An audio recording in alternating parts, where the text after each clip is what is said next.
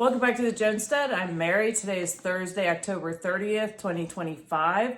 And this morning, Zero Hedge had an article titled Obamacare Premiums Set to Soar Ahead of Open Enrollment. And the open enrollment period for the ACA, the Affordable Care Act, otherwise known as the Unaffordable Care Act, or aka Obamacare, will open on November 1st for most marketplaces. And the Affordable Care Act, otherwise known by many Americans as, like me, as socialized health care, was signed into law by President Obama on March 23rd, 2010. And as Forbes reported, and there's this article, I will also link the article in the comments below of the video, so you can access that also.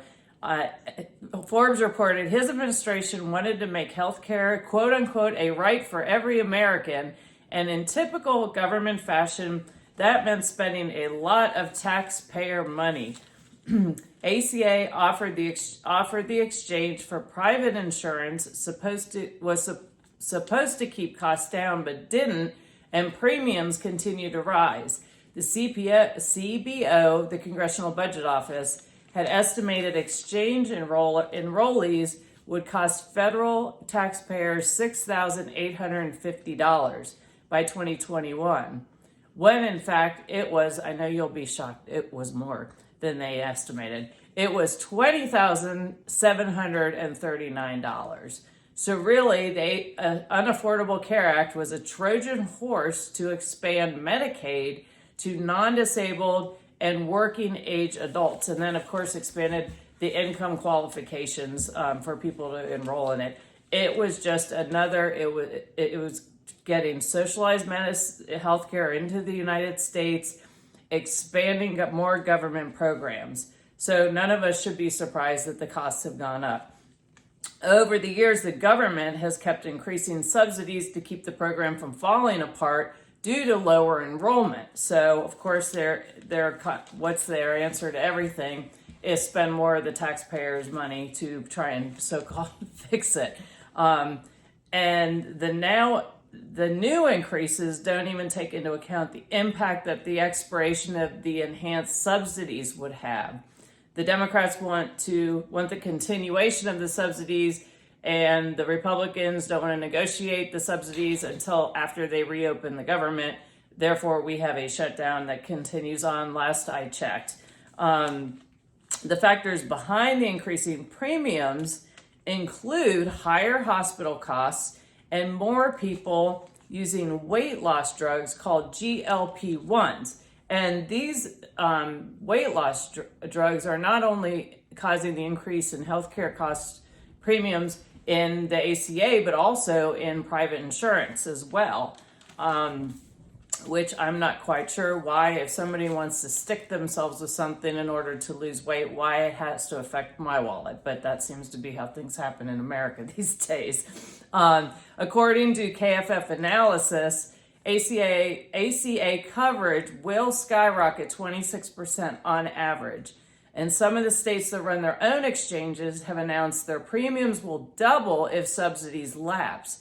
New Jersey, premiums soar to more than $2,780 annually. That's a 174% jump. Colorado, as an example, they're expecting a premium increase of 101% next year.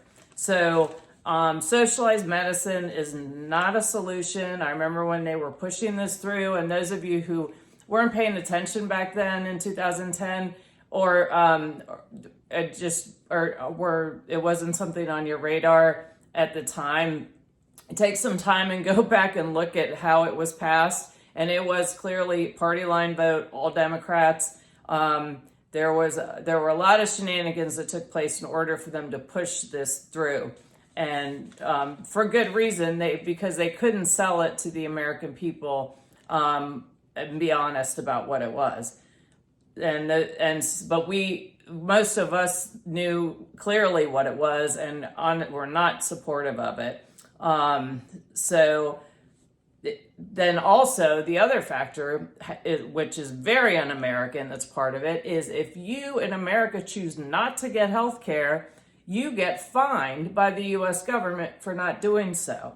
But so we are always the ones that are getting stuck, whereas the healthcare industry just continues to increase prices. And as an example, the health care industry has just turned into a huge business, and health insurance market size is anticipated to be a $2.54 trillion market by 2030. Big Pharma is a $660 billion market in the United States. And because our healthcare system is so successful, about 530,000 American families go bankrupt every year because of medical bills.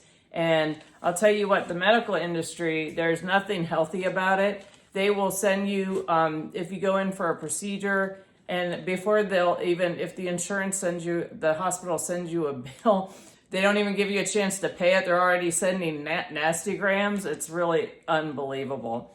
So, but as long as we keep the ACA, and there have been attempts year after year to try and get them to, if we have a conservative majority, to repeal Obamacare. The problem is the longer it stays, the bigger it gets. And you end up with more people dependent on it. Look at what's happened with the SNAP program.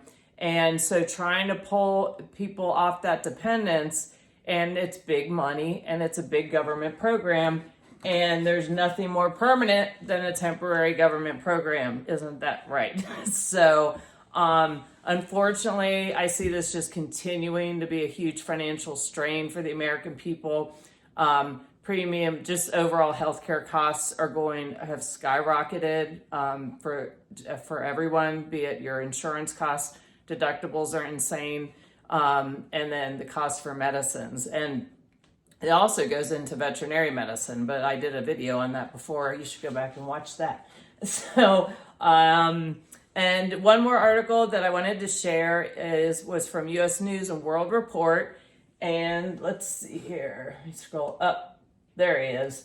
Goldman Sachs CEO David Solomon spoke this morning at the Economic Club of Washington and expressed concerns about the U.S. mounting debt. And he said, quote, "If we continue on the current course and we don't take the growth level up, there will be a reckoning." And the U.S. national debt recently hit $38 trillion, which is just incredible. He went on to say the pandemic played an accelerating role, and it doesn't seem like we have the ability to pull back. There's a spending problem. He didn't say that, I did. And so we took in the debt in the last 15 years, and since the financial crisis, remember all the bailouts, the debt went from $7 trillion to $38 trillion. And of course, because he's a good banker, he did go on to say that he's not concerned about our international reserve currency, the US dollar, continuing to strengthen in that direction. But he is putting that out there, and he's right, because if our debt continues to go up and our production is not keeping up our employment, and we're seeing layoffs right now, also AI is taking jobs. So the trajectory we're on with spending is not a good, and combine that with job layoffs and inflation, it is not a positive economic outlook right now for this country. And if you look at the U.S. national debt clock, you'll see spending continues to go up, and we're at $38 trillion. And we have sorry about that.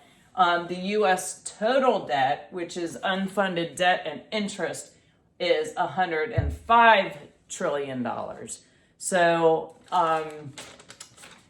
our government continues doing this. What do we do as citizens? We do the best we can to prepare and to protect our families, and make sure we have some money set aside in an emergency fund if we need it, food set aside in the pantry. Make sure we have good self-defense skills and training, and make sure we're taking care of our pets, and get out of debt the best you can so that you're not doing the same thing our government is doing, but it just puts you, there are a lot of things going on right now, so many variables we don't have control of. And for example, as we all know, the SNAP payments, unless something has changed since today, those payments are not going out. And we have a 12% of the US population is dependent on those additional funds for them. So be aware of that. And I would say in between, we have Halloween, we have the end of SNAP payments, and then the time change. And I would just say use great caution this weekend and be smart about where you're going. Maybe take some time tonight, do some preps. If you need some backups for medicines or something, I would top off your gas tank, and just make sure that you're paying attention to what's going on. So I am on my way to Taekwondo, and I hope you found this video helpful. I look forward to talking to y'all again soon. Have a great day.